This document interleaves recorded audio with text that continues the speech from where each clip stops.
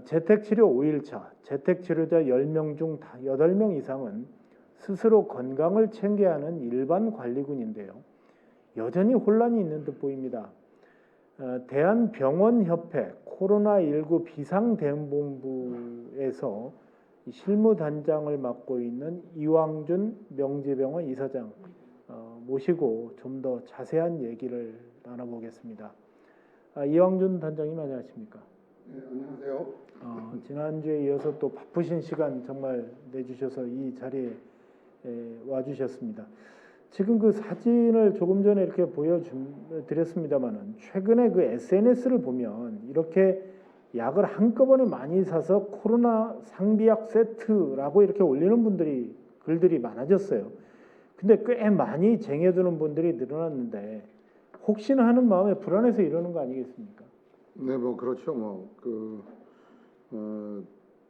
이제 다른 것보다도 네. 과거에는 이제 코로나에 확진이 되면 보건소가 필두가 돼서 정부에서 국가적으로 책임 있게 이제 모든 거를 다 관리해 준다 뭐 이런 상황이었는데 이제는 말 그대로 이제 셀프 관리를 전제로 해서 이 오미크론 시대를 지나가야 되기 때문에 이제 오히려 그런 거에 대한 그 심리적 불안감이 약간 이제 이런 미리 비상약이나 여러 가지 그 방역 세트 자체 준비 태세로 많이 이제 기울어 가고 있는 것 같습니다. 네, 그렇군요. 그렇다면 일단 전반적으로 지금 현재 코로나 오미크론 상황에 대해서 좀 얘기를 좀 나눠보면 어떨까요? 어떻게 네. 보십니까? 지금 예측 자체는 예측대로 가고 있는 겁니까? 네, 그렇죠. 이미 여러 경로를 통해서 이제 많이 말씀을 드렸는데 저희가 이제 12월 들어서면서부터 이 선진국 특히 그 미국이나 유럽 쪽의 나라들이 이제 저희보다 한 2달 정도 오미크론 대유행을 겪으면서 그 진행 양상들을 간접적으로 관찰을 할 수가 있었습니다. 그래서 네. 이제 그런 상황이 저희도 이제 1월 달을 경유하면서 이제 곧 닥칠 거다. 그리고 한 1월 중순부터 이제 본격적으로 이 오미크론이 우세종으로 이제 완전히 바뀌어 나가면서 필연적으로 지금 이 대확산의 과정들이 전개될 수밖에 없을 거라고 예상을 했고, 이제 뭐 대략 그 유행 속도와 예측 그래프와 상당히 좀 유사하게 나아가고 있다고 생각합니다. 단지 조금 이제 그 숫자에 있어서의 약간의 그 편차는 지금 검사 체제가 많이 바뀌었기 때문에 그 검사 체제에 바뀌고 또 그거에 대해서 등록 자체도 이제 셀프 등록을 하는 방향으로 이렇게 바뀌어 나가는 측면들이 있기 때문에 약간 이제 그런 그 숫자적으로 통계가 잡히고 이것이 발표되는 과정들에 있어서는 조금 편차가 있을 수 있다고 생각이 됩니다. 예. 그런데 이제 조금 전에 말씀하신 것처럼 대부분의 선진국들의 경우에는 오미크론 변이 이후에 그래프가 거의 수직처럼 올라갔잖아요. 근데 지금 우리나라 같은 경우는 이제 지난주에 2만, 3만, 3만, 4만, 5만으로 바로 뛰었어요. 근데 지금 5만 3천 명 상황에서 계속 거의 한 3일째 지금 수평을 이루고 있거든요. 이건 왜 그런 건가요? 그러니까 이제 그 부분들이 뭐 이번 주에 하나의 이제 시금석이 될 것 같아요. 어떤 식으로 그 숫자가 이제 늘어야 되는지. 근데 제가 볼 때 가장 중요한 거는 이제 검사 체제의 재편 자체가 가져온 약간의 그 확진자 수의 착시 현상이 그 타임 레그를 형성하고 있다고 생각이 됩니다. 이제 저희가 그동안은 거의 전수조사로 모든 의심 환자까지 포함해서 PCR 검사를 권유했고 그만큼 PCR 검사에서 나오는 이제 확진 그 율이 다 잡혔는데 지금은 특별한 경우에만 지금 이제 일단 뭐 자가 진단 키트라든가 몇몇 지금 밀접 접촉을 비롯한 필요 대상군으로 이걸 좁혀놨기 때문에 네. 검사의 모수가 달라지고 그럼에도 불구하고 아직까지는 지금 확진을 PCR 검사에서 다시 확진이 된 환자만을 지금 통계로 인입이 되는 과정이 있기 때문에 네.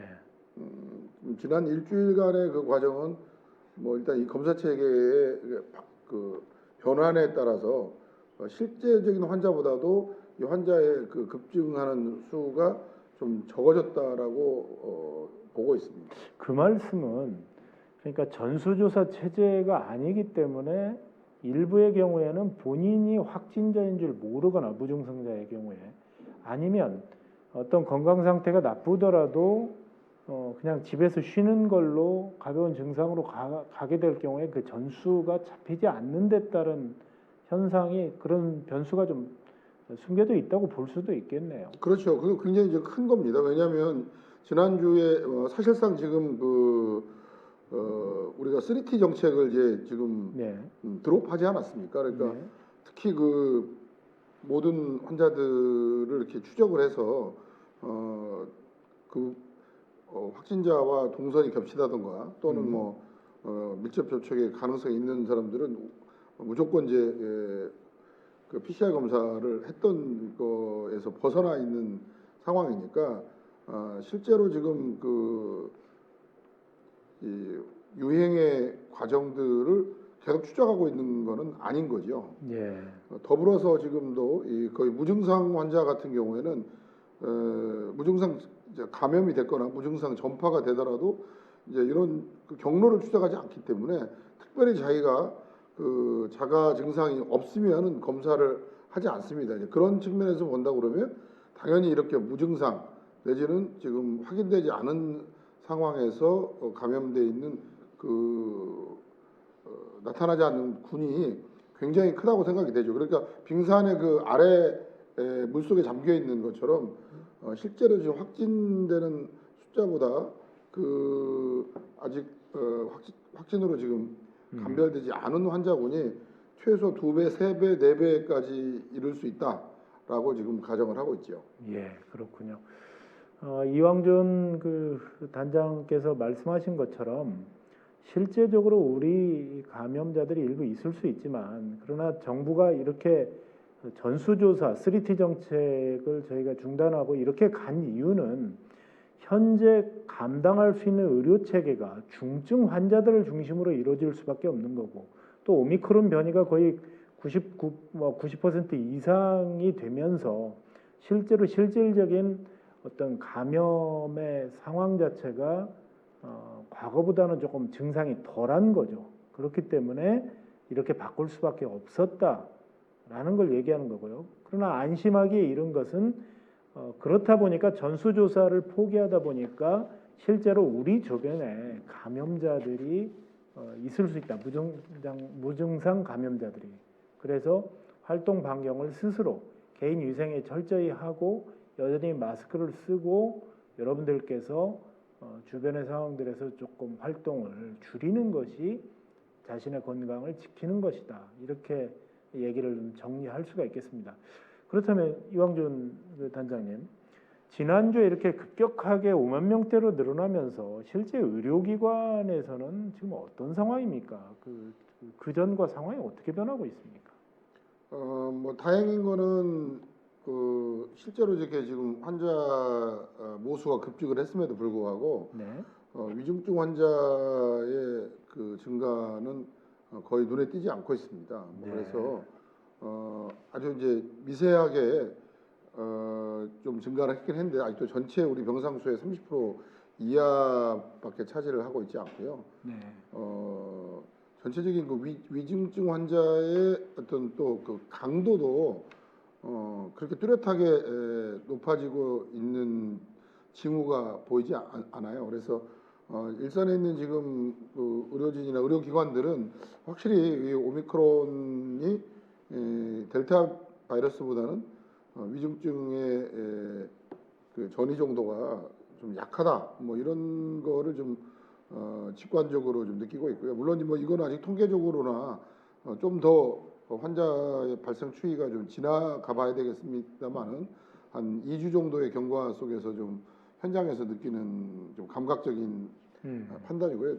또 하나는 이게 뭐 오미크론 바이러스 자체도 있지만 어쨌든 저희가 그 11월 이후에는 조금 미진했던 3차 접종을 특히 고위험군에게 아주 집중적으로 진행을 했기 때문에 네. 그 고위험군이 설령 지금 다시 돌파 감염이 되더라도 돌파 감염 사례에서도 어떤 그 위중증 정도는 상당히 좀 미약한 상황인 것 같습니다. 그래서 실제 지금 통계적으로 보면 그 3차 접종까지를 마친 그 백신 접종자와 백신 미접종자에 있어서 오미크론 확진의 경우에 그 위중증 정도는 몇 배의 차이가 나는 것도 우리 나라의 통계에서도 지금 보여주고 있죠. 그래서 어쨌든 이 고위험군에 있어서는 그 백신 접종이 어떤 필수적이라고 보여지고 그 사망률을 낮추는데 하나의 이제 중요한 그 근거가 되고 있다고 보여집니다. 네, 그렇군요. 지금 그 앞서서 말씀하셨습니다만은 현재 온라인 판매를 자가진단 키트 이걸 중단하고 뭐 약국 편의점이 1인당 5개로 제한하는 그리고 개인이 여러 곳에서 구입은 가능하지만 여러 가지 정부에서 좀 관리하는 이런 자가진단 키트에 대한 정책이 바뀌었어요. 이건 어떻게 보십니까?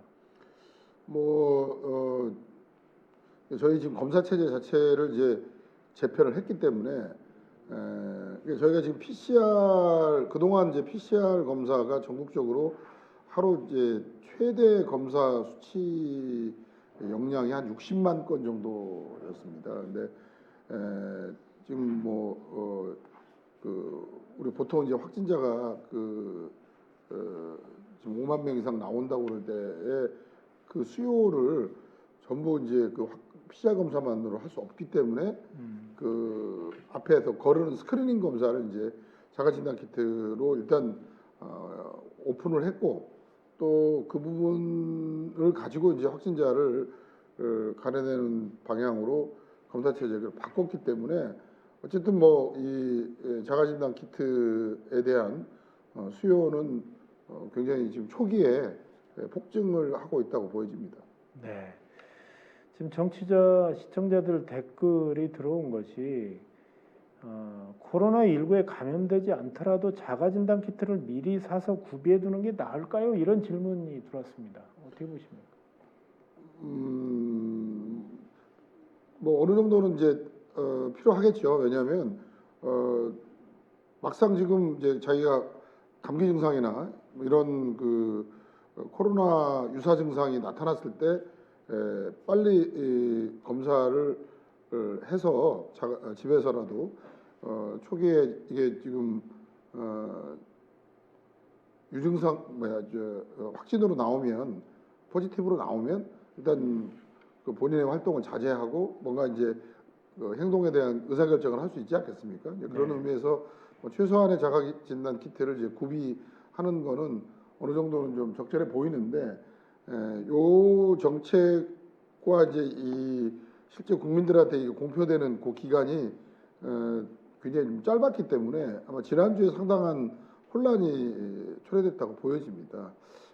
저희가 예상키로는 아마 금주가 이제 경유하면 어느 정도 이 수요와 공급의 불일치, 그다음에 또 일부 국민들이 좀 불안해하면서 우선적으로 요 진단 키트를 확보하기 위한 좀 그런 노력들이 조금 혼란스러웠던 거는 어느 정도 좀 안정이 되고 충족이 되지 않을까라고 보여집니다. 네. 자가진단 키트 사용법에 대해서는 저희 코안심 TV에서 여러 차례 지난 유튜브 저희 방송 사전 방송분을 보시면 어떻게 검사하고 이것을 해야 되는지 이걸 자세히 알 수가 있는데요. 다시 한번 좀 여쭤보겠습니다. 이 자가진단 키트를 어떻게 해야 정확하게 할 수가 있을까요? 자가진단 키트에서 이제 우리가 이제 비강에서 채취를 해서 이제 그 솔루션에서 이걸 희석을 해서 그 키트에 점액을 하는 이제 과정들은 설명서대로 하시면 되는 것 하면 되고요. 그래서 오히려 그렇게 어렵지 않은 이제 절차인데 네. 사실 제일 조금 이제 그 오류가 많이 발생하는 거는 이제 아무래도 이제 본인이 불편하기 때문에 그 자기 비강 안으로 이제 그거를 찔러서 충분히 그 점막에서 이거를 잘 바이러스를 제거해야 되는데. 그 후벼서 이거를 이제 묻혀서 나오는 과정들을 적절하게 하는 게 이제 그렇게 쉬운 과정이 아닌 거잖아요. 그래서 아무래도 이제 이거를 이제 깊숙이 좀 찌르러 넣고 또 양쪽 두 군데를 동시에 다 채취를 하고 하는 거가 좀 거북스러운 측면이 있는데 이제 그 부분들을 좀 잘하면 그렇게 어려운 검사 방법은 아니라고 보여집니다. 근데 이제 전에도 한번 제가 지적을 했던 건데 미국이나 이런 캐나다 같은 곳에서 검사를 받으면 깊이 찌르는 게 아니고 그냥 이렇게 쉬쉬 저어서 검사를 했단 말이에요. 근데 우리나라 같은 경우는 깊이 찌르는 이유는 우리의 그 현재 검사 체계가 좀 깊이 찔러야 정확도가 더 높게 나온다. 뭐 이렇게 얘기를 하셨던 것 같은데 일반 이걸 할 때도 역시 조금 더 깊이 들어가야 되는 부분이 있나 보죠. 아니 이제 이게 아주 깊이 안 들어가더라도 그렇기 때문에 오히려 조금 그 한 번만 이렇게 잠시 하는 게 아니고 네, 여러 번. 나름으로 본인이 통증을 느끼지 않을 정도까지 넣더라도 거기에서 여러 바퀴를 돌려서 충분히 좀 채취를 하기 위한 시간을 확보하는 게 더 중요하다고 보여집니다. 예, 그렇군요. 이러한 자가진단 키트를 사용하고 나서 그것을 잘 처리하는 것도 굉장히 중요하겠어요. 그러니까 두 줄이 뜬 다음에는 또 그것에 잘 쓰레기 폐기물을 좀 의료 폐기물을 잘 하는 것도 굉장히 중요하겠다라는 생각이 드는데요. 혹시 조언을 해주실 말씀이 있다면요? 뭐 이제 그게 양성이 혹시 나오게 되면 어쨌든 그 부분을 좀 잘 이렇게 포장을 해서 네. 결국 보건소 갈 때 그거를 갖고 가서 그 보건소에 가면 그 부분을 그 폐기 처리할 수 있게끔 예. 할 수 있는 공간이 있습니다. 네. 거기에다가 몰아서 그 격리 의료 폐기물로 이걸 처리할 수 있는 게 가장 좋은 방법일 것 같아요. 그래서 예. 특히 확진이 됐을 경우 양성이 나왔을 경우에는 보건소에 선별진료소로 그거를 이제 포장을 해 가서 거기에 있는 격리 폐기물 통에다가 버리는 게 가장 좀 좋은 방법이 아닐까 생각합니다. 네. 다시 한번 시청자들에게 말씀드리지만 자가진단 키트에서 그 줄이 두 줄이 나오면 양성이고요. 그리고 그걸 들고 가서 보건소에서 이제 PCR 검사를 받게 되는데 이와 같은 그 자가검사 키트 사용분이다 하더라도 설사 그것이 뭐 한 줄 뜬 거라 하더라도 반드시 그것은 가지고 보건소에서 의료 폐기 물론 뭐 나중에 그런 버려는 것도 굉장히 중요하지 않는가 이런 생각이 듭니다. 어쨌든 제가 여기서 핵심적으로 말씀드리는 것은 여러 가지 상황들 속에서 전문가들의 의견 또는 보건복지부의 지침에 따라서 의료 폐기물이나 그런 사항들을 잘 수습하고 잘 폐기해 주십사 하는 당부의 말씀을 제가 여기서 다시 한번 좀 확인을 드리는 겁니다. 자, 지금 재택치료 환자가 20만 명을 넘어서서 그 여러 가지 상황들이 지금 악화되고 있지 않습니까? 이건 적절하다고 보십니까?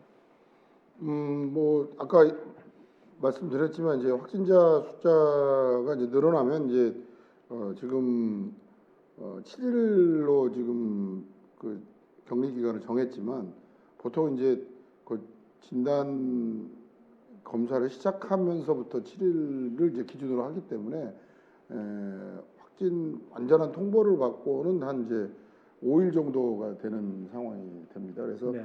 보통 이제 일일 확진자에 곱하기 한 5에서 7일이지만 그런 거를 감안하면 당연히 이제 5만 명이 나오면 대략 한 25만 명 정도가 이렇게 자가격리를 하게끔 되는 상황이 되는 것 같아요. 그래서 네. 앞으로 이제 이게 10만 명이 되면 이제 50만 명으로 늘어날 거라고 보여지고요. 네. 뭐 더 늘어나면 이제 말 그대로 이제 자가격리 및 이 재택격리를 하셔야 되는 분들이 그 100만 명 정도까지도 육박할 수도 있다. 그래서 이제 그야말로 이 100만 명 재택 격리 상황을 어떻게 잘 수습하고 조절해 갈 것인가라는 게 앞으로 한 2달 정도 우리한테 지금 당면한 가장 큰 도전이라고 생각이 됩니다. 예. 재택 치료를 받다가 좀 안 좋아지는 경우가 발생할 수도 있고 현재 왜냐하면 재택 치료자 10명 중 8명은 스스로 건강을 챙겨야 하는 일반 관리군, 나머지가 결국 집중 관리군 아닙니까? 집중 관리군이 이제 모니터링 상담 중인데 이런 경우는 어떻게 해야 되는 건가요? 그러니까 지금 저희가 이 재택 치료에 대한 경험이 상당히 벌써 저희도 많이 쌓여 있습니다. 그러니까 재택 치료를 본격적으로 이제 시작한 게 10월 중순부터고, 특히 이제 11월 중순부터 하더라도 석 달 정도의 우리가 재택 치료에 대한 환자 군에 대한 데이터를 갖고 있습니다. 저희 이제 명지병원 같은 경우에 그 사례를 한 예로 들면, 네. 지난 이제 뭐 2주 전까지만 하더라도 이제 전수로 저희가 재택 치료를 다 했기 때문에 소위 그 고위험군, 요새는 이제 집중 관리군과 일반 관리군을 이제 모두 통틀어서 관리를 해온 그 경험과 데이터의 근거에 보면 의외로 그 일반 관리군들에서는 특별하게 그렇게 어떤 위험 상황이나 위기 상황이 그 많이 나오지는 않고요. 네. 일정하게 이제 감기, 아주 약한 감기 내지는 뭐 좀 대부분 그 경험자들이 얘기하기로는 독감보다도 오히려 좀 약한 그 감기 증상 정도를 이제 앓고 지나가는 거로 보여지고, 이제 고위험군 같은 경우에는 가끔 이제 숨이 차거나 본인들이 이제 조금 고열을 느끼거나 이럴 경우에 이제 저희 그 재택치료센터로 연락이 오십니다. 근데 그 상황에서도 응급하게 병원으로 이송을 해야 되거나 또는 뭐 대면 진료로 다시 그 저희가 병원 방문을 권하는 경우는 전체 환자의, 특히 그 집중 치료 대상 환자의 한 5% 정도 이하로 파악이 됐고요. 그래서 저희가 뭐그 환자군이 더 늘어난다 할지라도 그렇게 어떤 긴급한 상황이 발생하는 경우가 통계적으로 그렇게 많지 않다. 그러고 그거를 위해서 이미 지금 집중관리군에 대해서는 과거와 똑같이 지금 저희가 모니터링과 비대면 진료를 제공하고 있기 때문에 그걸 잘 이제 활용하시면 될 거라고 생각을 합니다. 네. 청취자 질문, 그 시청자 질문을 보니까 지난주 방송 보니까 명지병원에 재택치료센터가 아주 크게 개설돼 있던데 환자가 많이 있나요? 뭐 이런 얘기를 주셨네요.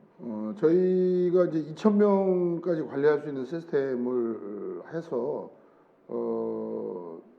이번에 이제 이 재택치료에 대한 기본 틀이 바뀌기 전까지는 이제 환자 계속 늘면서 2,000명까지 이제 급증을 했습니다. 근데 현재 상황에서는 집중치료 대상만 하고 이제 일반 치료가 빠져나가기 때문에 거의 이제 그 한 10분의 1로 지금 환자가 줄어 있는 상태이죠. 그래서 네. 저희는 뭐 재택 치료를 이제 할 수 있는 그 역량, 여유 역량은 아직도 좀 충분히 남아 있는 상태입니다. 예, 그렇군요. 지금 동네 병의원들이 원격 시스템을 하다 보면 여러 가지 경험도 동네 병의원 같은 경우는 좀 일천하고 또 아무래도 큰 병원으로 쏠림 현상이 나타날 수밖에 없을 것 같은데요. 지금 동네에서의 동네 병의원의 그 어떤 원스톱 치료 시스템 이것은 어떻게 평가하십니까? 병원 옆에서 볼 때는.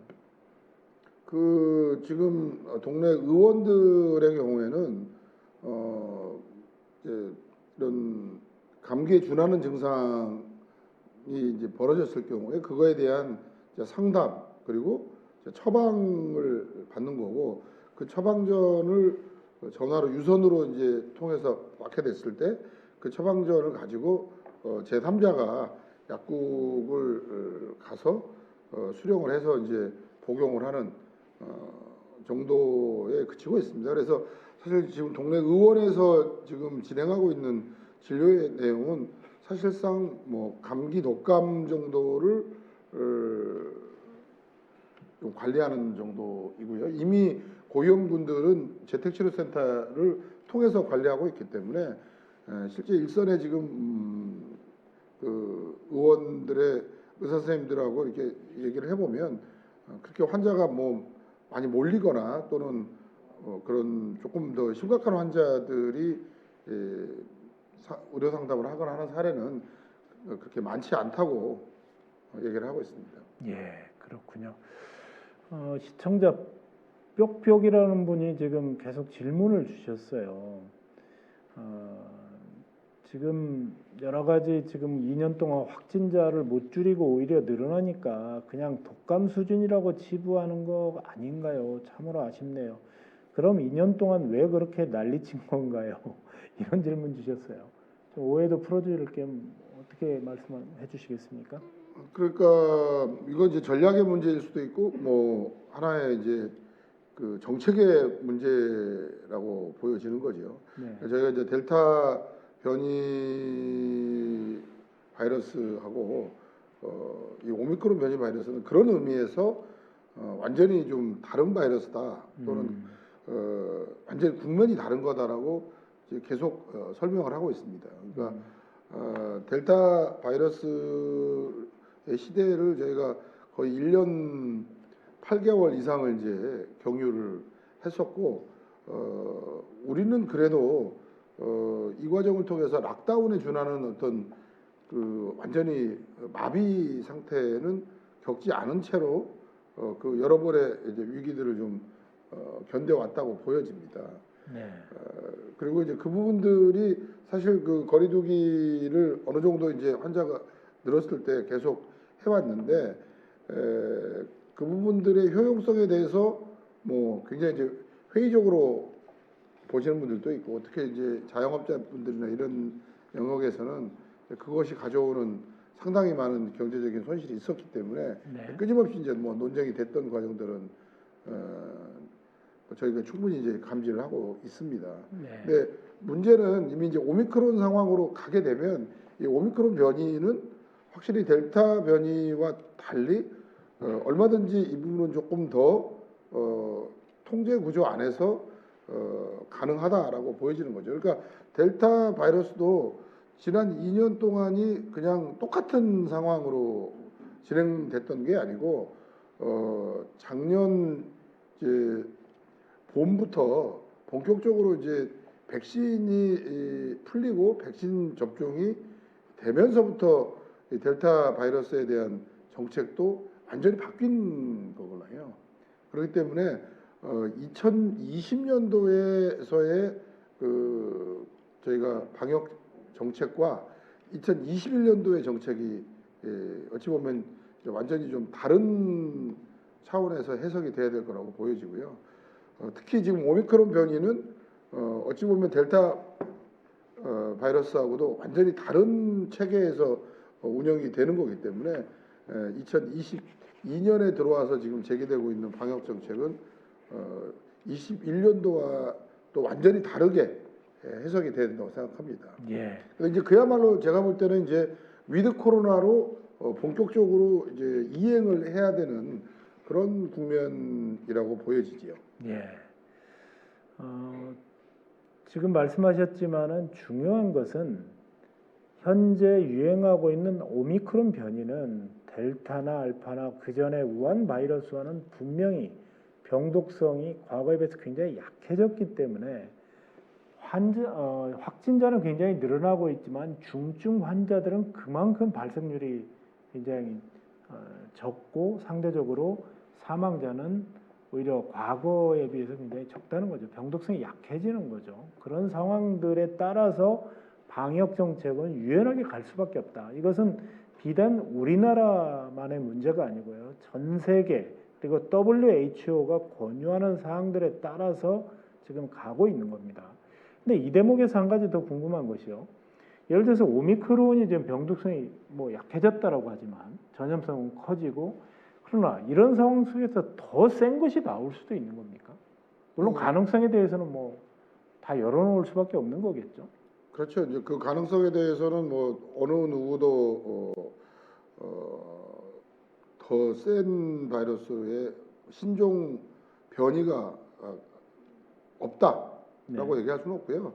오히려 분명히 그 독성과 무관하게 요 오미크론 변이가 다시 우세종으로 1년 이상을 다시 이제 창궐이 되고 나면 그 다음 또 다른 변이가 올 거는 분명합니다. 네. 근데 이제 그 변이의 양상이 어느 방향으로 갈 것인가를 봤을 때 지금 오미크론 변이보다 더 좀 괴팍한 변이를 일으키는 확률보다는 조금 더 좀 순화된 방향으로 보편화된 방향으로 갈 가능성이 많을 거다라는 예측이 좀 더 많은 것 같고요. 네. 지금 오미크론 변이에 가 이렇게 전체 바이러스의 어떤 그런 독성이 약해졌다라는 것도 이제 중요한 한 측면이지만 네. 어쨌든 지금 저희가 이 방역 정책을 지금 위드 코로나로 풀어가면서 갈 수 있는 거에 전제는 어쨌든 이 백신 접종률이 어느 정도 저희가 특히 1, 2차 접종률은 90% 가까이가 됐고 지금 3차 접종률은 지금 60%가 좀 되지는 않고 있지만 특히 고위험군에 대해서는 80% 이상의 지금 그 접종률을 하고 있기 때문에 그런 의미에서 지금 4차 접종 얘기가 또 나오고 있지 않습니까? 네.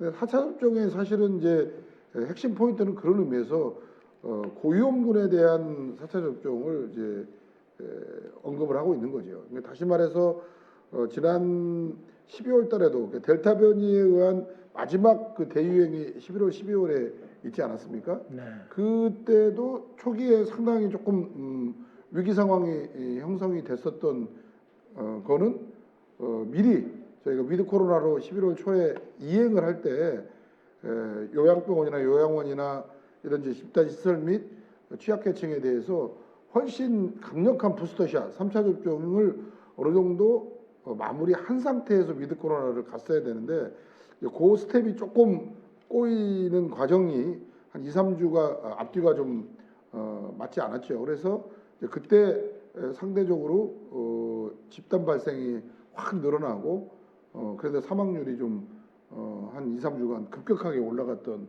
그런 위기 상황에 있었습니다. 예. 근데 지금도 오미크론 변이 대유행이 지금 되고 있는 상황에서도 결국 문제는 바로 이 고위험군 관리 그리고 그 고위험군 관리에 따른 불필요한 사망률에 올라가지 않게끔 하는 거. 이게 굉장히 중요한 이슈라고 보여지고요. 그래서 지금 다시 4차 접종 얘기가 나오고 있죠. 왜냐하면 대부분 3차 접종이 11월 초중순에 요양병원에 이루어졌기 때문에 지금 벌써 한 3개월이 지나지 않았습니까? 그래서 그동안 지금 특히 mRNA 백신의 경우 계속 그 모니터링을 해보면 4개월이 지나면은 이제 그 항체가가 상당히 좀 이제 떨어지기 때문에 그 고위험군에 관해서는 지금 4개월 단위로 계속 부스터샷을 일단 시도를 하면서 요 대유행에 대응하는 전략을 구사하고 있는 겁니다. 예. 그 권덕철 그 중앙재난안전대책본부 1차장 그러니까 보건복지부 장관이죠. 오늘 그 중대본 회의에서 이렇게 얘기했습니다. 60세 이상 고령층의 확진이 다시 증가함에 따라서 2월 말부터 면역 저하자, 요양병원 시설 입소자에 대한 4차 접종 계획을 계획하고 있다. 이렇게 밝혔고요.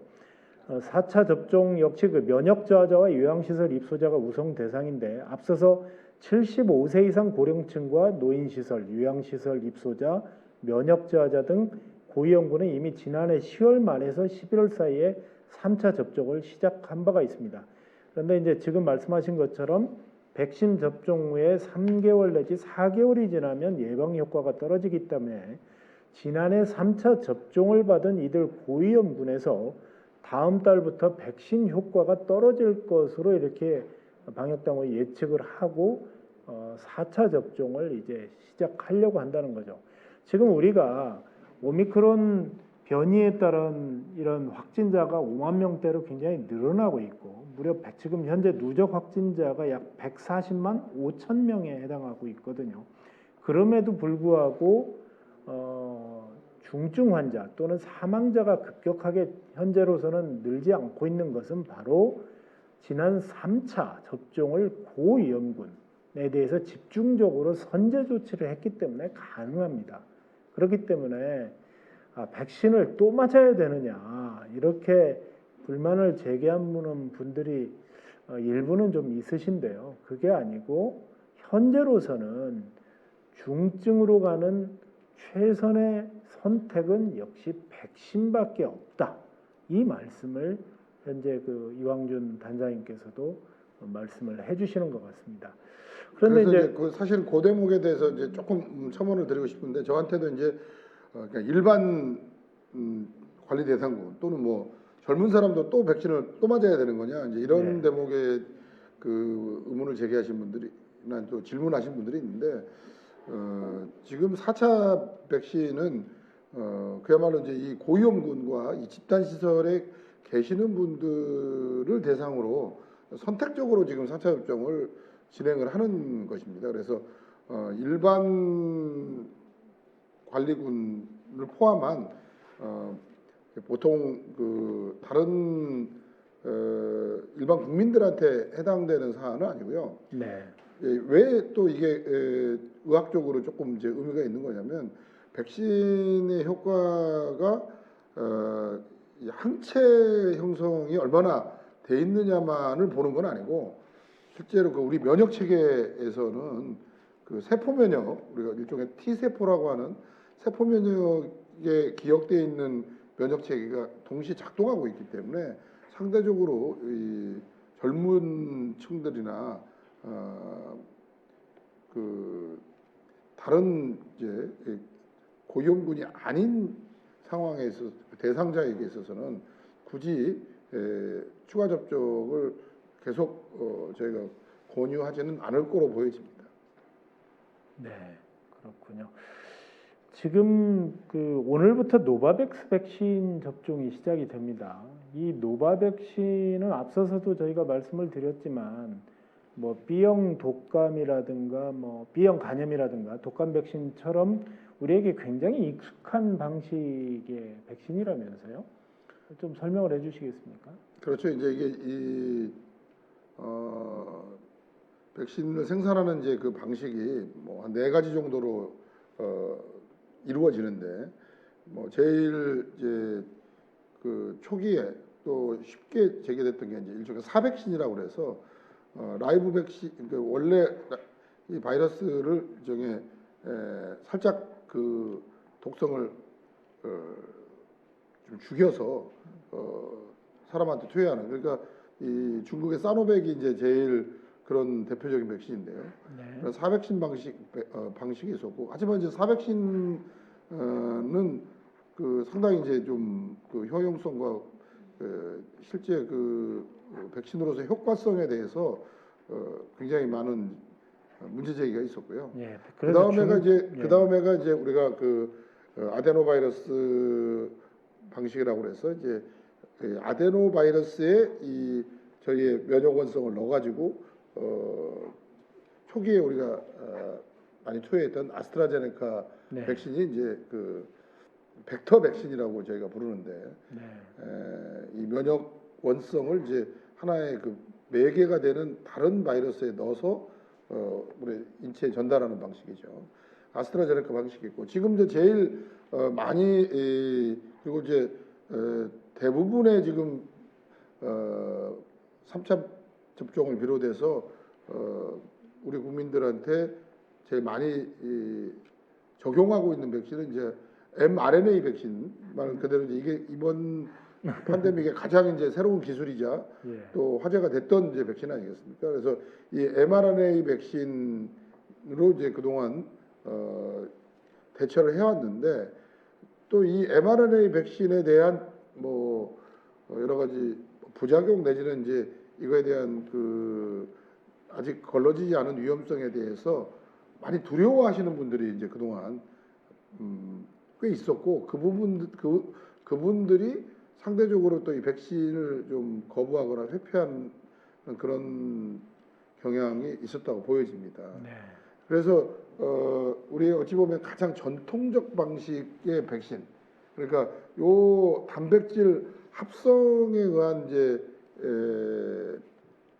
백신 방식은 그동안 이제 전통적으로 해왔기 때문에 상대적으로 그런 부작용이랄까 요 백신 개발에 있어서의 상대적인 위험성이 적다고 이제 알려졌고 이제 그럼에도 불구하고 이게 인허가가 꽤 좀 길어져 가지고 이 노바백스 같은 경우에는 사실 작년 여름쯤에는 이제 출시가 돼서 보급이 될 거라고 예상이 됐었는데 지금 뭐 6개월 이상 늦어진 상황에서 이제 미국 FDA를 통과하고 우리나라에서도 이제 식약처에서 이거 인허가를 했기 때문에 네.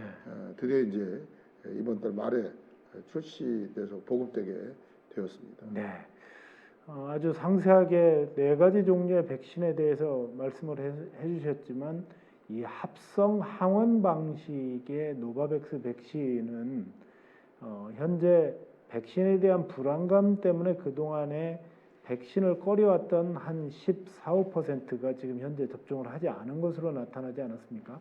그래서 이 미접종자들 중에는 이분들이 노바백신이 나오면 나는 맞겠다 이런 분들이 일부 있었던 것 같아요. 네, 실제로 많이 있었고요. 저한테도 이제 그런 거에 대해서 물어보시는 분들 주변에 꽤 많았습니다. 네, 그러니까요. 그래서 이제 노바백스가 이제 나왔기 때문에 혹시 이 방송을 시청하고 계시거나 이 방송을 시청한 그 주변의 지인분들이 백신 접종을 꺼려하는 분들이 있다면 뭐 새로운 방식의 mRNA 방식이 아닌 전통적 합성 항원 방식의 이와 같은 그 노바백스에 대한 접종을 통해서라도 본인의 좀 안전을 지키시는 게 중요하다. 가장 중요한 건 백신을 맞는 거다. 이 말씀을 드리고요. 또 앞서서도 저희가 그 10시 방송에 전해드렸지만 화이자나 모더나를 맞아도 4차 접종의 경우에는 노바백신을 교차 접종이 가능한 것으로 했지만 노바백스를 맞은 사람들은 앞으로 쭉 노바백스로만 접종을 할 거다라고 현재 보건 당국에서는 일단 잠정적으로 이렇게 결정을 한 것 같습니다. 이 상황에 대해서는 나중에 자세한 정부 방침이 결정이 되면 더 정확하게 여러분들에게 좀 알려드릴 예정입니다. 시청자 질문 중에 이런 얘기가 있네요. 과연 나와 있는 백신을 다 맞은 사람이 있을까요? 종류별로 이런 분들도 있고 또 외국에서 노바백신 많이 맞고 있나요? 이런 질문 주셨어요. 아무래도 노바백신은 지금 아까 말씀하신 것처럼 허가가 늦었기 때문에 일단 접종률 자체로 보면 백신 중에는 이제 막 시작 단계라고 볼 수 있는 겁니까? 그렇죠. 뭐 아직은 이제 그 전체적인 우리가 임상적 데이터를 갖는 거에 있어서는 이 화이자나 모더나가 뭐 압도적으로 지금 그동안 주류를 이루었기 때문에 네. 그거에 비하면 아직은 이제 노바백스에 대한 뭐 충분한 임상적 그 데이터는 조금 더 시간이 지나야지 저희한테 확보가 될 수 있을 거라고 보여집니다. 예, 그렇군요. 어쨌든 다시 한번 말씀드리지만 백신 불안감 때문에 여러 가지를 맞지 못하신 분들이 있다면 노바백스를 주변 분들에게 권유를 하셔서라도 한번 조금 더 접종률을 더 높일 필요가 있다. 특히 기저질환자들의 경우에는 의사와 상담을 하시고 정확한 백신에 대한 안전성을 검증하셔서 접종하시기 바랍니다. 자, 이제 11시 48분 이 생방송으로 전해드리는 코 안심 TV 시즌 2 오미크론 알면 이긴다. 한 10분 정도 남았는데요. 청취자 여러분께서 주신 그 질문들을 가지고 여러 가지로 저희가 좀 얘기도 나눠보고 하는 시간을 갖고 있거든요. 궁금한 점 있으시면 이왕준 그 서울시 대한병원협회 코로나19 비상대응단 본부 실무단장 명지병원 이사장이시기도 하니까요. 정확하게 저희들이 답변을 해드리도록 하겠습니다. 자, 어떻습니까? 지금 그 QR 체크를 계속 해야 되느냐, 이 정책을 계속 유지해야 되느냐, 이런 얘기들을 많이 하는데 어떻게 생각하십니까? 뭐 이미 사실상 그 3T 정책이 작동되고 있는 상황은 아니기 때문에 뭐 QR 체크를 계속 하는 거는 더 이상 이제 의미는 없어 보입니다. 그래서 뭐 제가 예상하기에는 아마 뭐 빠른 시일 안에 요거에 대한 이제 정부의 명확한 방역 당국의 입장이 나오지 않을까라고 생각하고요. 예. 뭐 지금은 뭐 그렇게 의미가 있는 그 관리 정책은 아닌 거죠. 뭐 왜냐하면 이게 가더라도 뭐 이게 사실 QR 체크의 핵심이 확진자의 동선과 겹치는 대목을 일종의 경고를 하고 그거를 이제 공유해서 뭐 혹시라도 지금 그 잠복 감염자들을 빨리 통보해서 검사를 받게 하는 이게 하나의 목적이었는데 이제 그런 용도 자체로는 이제 의미가 없는 거기 때문에 뭐 QR 코드라든가 또는 그 여러 가지 지금 그 동안에 또 그 대중적인 공간이나 그 시설 이용에 있어서의 제한도 근본적으로 이제는 좀 해제할 상황이 되지 않았나고 생각합니다. 그러니까 뭐 제 개인적인 생각입니다만은 지금 이제 일단 20일까지 거리두기가 일단 연장은 되지 않았습니까? 네. 그 오미크론 대유행의 어떤 시작점이었기 때문에 뭐 지난번에 그 2주 연장은 좀 사회 심리적인 측면에서는 뭐 필연적이었다고 생각이 되는데 네. 뭐 이번에 20일을 전후한 상황에서 사회적 거리두기에 대해서는 이미 오미크론 대유행에 대한 정책으로 나간다 그러면 오히려 이 거리두기를 불필요하게 계속 유지하는 거는 의미가 없다고 생각이 됩니다. 오히려 그거를 풀어야 새로운 전략에 근거해서 자기 관리에 근거한 셀프 방역에 근거한 좀 새로운 시스템으로 새로운 패러다임으로 넘어가는 계기가 되지 않을까. 근데 네. 이제 그런 의미로 보면 이제 이번 주에 재택 치료를 비롯해서 이 폭증하는 오미크론 확진자에 대한 재택 치료 시스템이 안정만 된다 그러면 저는 이제 20일 정도가 되는 그 시점에서는 거꾸로 이 사회적 거리두기를 풀어야 될 거다라고 생각을 합니다. 그래서 네. 특히 지금 저녁 9시까지 좀 제한한 대목에 대한 것도 좀 시간 연장 문제라든가 그다음에 여러 가지 좀 그런 규제 문제를 상대적으로 이제 일상적 구조로 오히려 풀어가면서 저는 현재 상황을 돌파해야 되지 않을 건가. 단 오히려 그냥 명확하지 않은 과학적인 어떤 그 근거가 없이 그냥 심리적으로만 옥조이는 것보다는 오히려 이 부분들을 개방적으로 풀면서 시민들의 좀 더 높은 그 셀프 방역에 그 좀 참여를 독려하는 게 저는 옳은 방향이다라고 생각합니다. 네. 20일까지 현재의 체계가 연장이 돼 있지만 김부겸 총리도 여러 차례 얘기했지만 정부가 과감하게 결단하고 용기를 내려서 결단할 때는 하겠다라고 분명히 얘기를 하고 있기 때문에 경우에 따라서는 20일 전에라도 정부가 판단이 들면 어떤 상황에 대한 변화를 주겠다라고 약속을 했기 때문에요. 조금만 더 여러분께서 좀 지켜주시면 좋은 결과가 나오지 않을까 생각이 들고요. 미국도 역시 그 방역 규제 정책을 어떻게 할 것인가 논란이 많은 것 같습니다. 지금 외신 들어온 걸 보면 바이든 미국 대통령은 여러 가지 그 대유행 제한 조치에 대한 미국 국민들의 좌절감에 대해서 이해한다. 그러나 실내 마스크를 벗도록 하는 일부주의 명령은 아직도 시기상조다. 이렇게 그 회견에서 밝혔습니다. 뭐 네바다주 같은 곳에서는 이미 마스크를 실내에서 벗도록 하고 있지만 이와 같은 것은 시기상조이고 그래서 미국 정부에서도 여러 가지 그 방역 정책의 변화를 여러 가지로 검토하고 있다. 그러나 특히 아이들에 대한 마스크 해제 조치는 더더군다나 시기상조다. 아이들은 더 보호받을 권리가 있다. 이런 내용을 조금 전에 바이든 대통령이 얘기를 했네요. 자, 이왕준 단장님, 그 서점 주인이란 청취자분이 이런 얘기를 했어요. 4차 접종 대상자는 면역자와 요양병원 시설 입소자라고 하던데요. 그냥 고령자, 예를 들어서 80세 이상 이런 분들은 4차에서 고려가 안 되나요? 안 해도 되나요? 고려 안 해도 되나요? 이런 질문 주셨어요. 아마 이거에 대해서는 방역당국에서 정확한 지침이 나오지 않겠습니까? 그러니까 뭐 제가 생각하는 지금 그 예상치로는 뭐 80세 이상은 무조건 맞아라라고 하지는 않을 것 같고요. 그러니까 우리가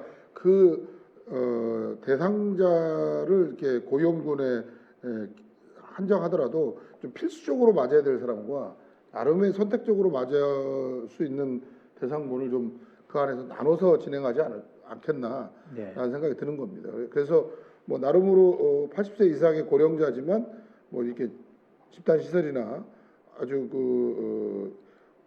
또 이게 전이가 됐을 때 훨씬 개인의 리스크뿐만이 아니고 전체 집단적 위험 요소를 높여낼 수 있는 대상들에 대해서는 좀 일정한 강제성을 가지고 진행을 해야 되겠지만 그렇지 않은 경우에는 이런 고령자와 뭐 고위험군이라고 해서 이번에 꼭 강제적으로 이제 이 접종을 권유하는 방식은 아니지 않을 거라고 좀 예측을 하고 있고요. 예. 그다음에 이제 아까 뭐 계속 어느 정도까지를 풀어야 되냐. 근데 지금 마스크에 대한 지금 거는 뭐 오미크론의 그 확산이 우리가 막을 수 없는 상황이라 하더라도 최소한의 실내에서의 마스크 착용 정도를 푸는 거는 아직까지는 좀 시기상조라고 저는 생각을 합니다. 하지만 오히려 지금 뭐 저녁 9시까지의 영업을 막는다든가 이런 부분들은 훨씬 조금 더 용이하게 해줄 필요가 있을 거라고 생각이 되고 또 그 시설 이용에서도 뭐 또 그 단계의 칸막이들이 있지 않겠습니까? 근데 그 칸막이들을 지금 뭐 완벽하게 처음부터 다 풀기는 어렵겠지만 그래도 이걸 풀어가면서 역시 단계적으로 이걸 접근하는 건 필요할 거다라고 보여지는 거죠. 다시 말해서 결국 지금 이제 2월 말 지나가고 3월 되면 또 10만 명, 15만 명까지 늘어나고 그 상황에서 그 환자 증대에 따른 뭐 의료 우리 그 역량이 충분히 견뎌낼 수 있고 그러면 또 그 다음 단계로 진전할 수 있고 이런 식으로 결국 그 하나의 팩터만 갖고 우리가 판단하는 게 아니고 상대적인 팩터의 몇 가지가 이렇게 잘 밸런스를 맞춰서 가야 되는 거죠. 그래서 저희가 사회적 거리두기를 하는 가장 중요한 목적은 결국 이 확진자 급증에 따른 의료 역량의 셧다운 또 그거에 따라서 지금 전체적으로 의료적인 측면과 사회적인 측면에서 저희가 지속 가능한 구조가 되지 못할 거를 막기 위해서 하는 것이지만큼 그게 뭐 2주 한 달 단위로 진전이 되면서 충분히 우리가 수용 가능하다고 한다면 또 마찬가지로 그 다음 단계로 저희가 이 거리두기에 대한 여러 가지 제한이나 또 상대적으로 지금 그동안 좀 방역 중심으로 좀 눌러왔던 대목들은 훨씬 더 용이하게 해제 내지는 또 확대가 가능할 거라고 보여집니다. 예. 마스크를 써야 된다라고 하는 부분에 대해서 댓글창에 뭐 그동안에 마스크를 써서 감기가 안 걸렸다. 또 한편으로는 옛날에 그렇게 지하철에서 세균이 득실득실할 때 마스크를 안 썼다는 것이 더 참 놀랍다 이런 창도 주셨는데요. 우리가 전염하는 그 상대방에게 그런 것을 막는 것은 최선의 방법은 마스크다. 이것을 좀 아실 필요는 있을 것 같고요. 오늘 자세한 그 설명 너무 감사드리고요. 지금까지 이왕준 대한병원협회 코로나19 비상대응본부 실무단장, 명지병원 이왕준 이사장이었습니다. 오늘 말씀 감사합니다. 네, 감사합니다. 네, 감사합니다. 서울시 코비드-19 심리전담과 나는 의사다가 함께하는 코로나19 특별 생방송 코안심TV 시즌2 오미크론 알면 이긴다. 전문가와 함께한 뉴스와 해설 시간이었습니다. 이어서 마음 점심 비타민 명사 특강과 코로나 이기는 건강 활동이 함께합니다. 또한 오후 2시부터는 정신건강 분야 전문가들과 함께하는 코로나 마음의 상처 치유하고 회복합시다가 2시간 동안 진행됩니다. 방송을 보시면서 궁금한 게 있으시면 아래 댓글로 남겨주시고요. 사연도 보내주시기 바랍니다. 오늘 하루도 코안심TV와 함께 하시기를 바라겠습니다. 저는 내일 오전 10시에 다시 찾아뵙겠습니다. 감사합니다.